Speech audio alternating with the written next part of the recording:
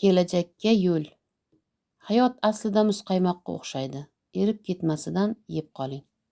Ushbu bilim sizga network marketing tarmog'ida qanday qilib yetakchi bo'lishni o'rgatadi. Bu kitobning materiallari aqliy va hissiy faoliyat natijasida turli sohalarga doir yozilgan.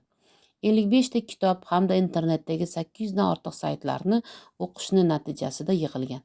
Risola sohani yaxshilab tushunishingiz, o'z tarmog'ingizni yaratish hamda yaxshi rahbar sifatida shaklllanishingizda qo'l keladi. Poyabzalingni yech, o'zingni cheklama. Hozir men xudbinlikdan qutulish va qalbimga Xudoni qabul qilish bosqichida turibman. Allohdan o'z kamchiliklarim va yomon niyatlarimdan ozod bo'lishni so'rayman. U har kun ertalab uyg'onar ekan, istar-istamas yuvinar, xuddi vaqt to'xtab qolganday, hech qayerga oshiqmay imillagancha ovqatlanar edi. Mana, 1 yildirki, o'ziga tuzukroq ish topolmay sarson. Universitetni tugatib, quruvchi muhandis, arxitektor mutaxassisligiga ega bo'ldi. U har kuni Xudodan kimdir unga 500 ming dollar sovg'a qilishini so'rar edi.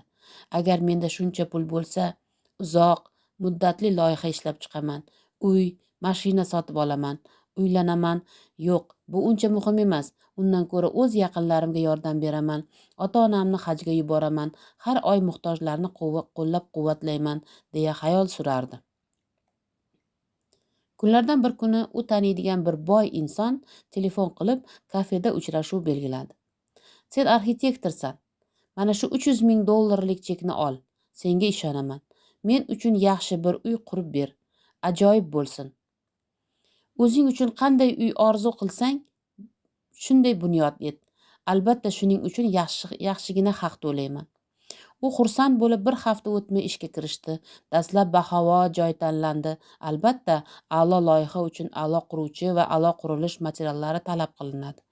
Ishning 2 haftasiga u smetani, xarajatlar jadvalini tuza turib, o'sha 300 ming dollardan 40 ming dollar tejab qolish mumkinligini, ular sekin cho'ntagiga kirishi va bu haqda hech kim qachondir bilmasligi mumkinligini o'ylab qoldi va qalbiga g'ulg'ula tushdi. Zudlik bilan boshqa loyiha ishlab chiqdi. Usta va quruvchilar o'zgarib, soni ham kamaydi. Arzon va sifatsiz qurilish materiallari ishlata boshladi. Nihoyat 9 oy o'tib uy tayyor bo'ldi. Yosh arxitektor ish haqidan tashqari 40 ming dollarlik bo'lib oldi. Buni o'zidan boshqa hech kim bilmasdi. Hammasi nihoyasiga yetgach, haligi boy inson uni yana birinchi uchrashuv o'tgan kafega taklif qildi. Do'stim, sen menga chindan ham ajoyib uy qurib berding. Buning uchun katta rahmat. Bilasanmi, senga bir sovg'am bor. U cho'ntagiga qo'lini tiqib, o'sha yangi uyning kalitini oldi va arxitektorga uzatdi. Tabriklayman. Bu uy seniki. O'zingga nasib qilsin. Men otang oldidagi qarzini uzdim xolos. Podari buzrukvorimning vasiyati shunday edi. Xayolingizga nimalar kelmoqda? Balki o'sha arxitektorning o'rnida siz bo'lganingizda o'zingizni nima qilardingiz? Unutmang, hayot asli shunday. Ish oxirida kalitni sizga va menga berishadi. Kim oilasi bilan shu uyda yashashdan qo'rqmaydi? Balki hech kim bilmas, lekin Xudo baribir ko'rib turibdi. Kalit sizga va menga qaytib keladi. Endi aytingchi, agar bu rivoyatni o'zingiz yozganingizda qanday tugatgan bo'lardingiz? Men ushbu bir necha sahifani siz uchun yozyapman. Ularni o'qishingizni juda istardim. Aytganlarimga amal qilish yoki qilmaslik o'zingizga havola. Lekin men bu satrlarni bekorga yozayotganim yo'q. Ularning buyuk sababi bor. Agar o'quvchining o'qish istagi bo'lsa, o'qituvchi hamisha topiladi.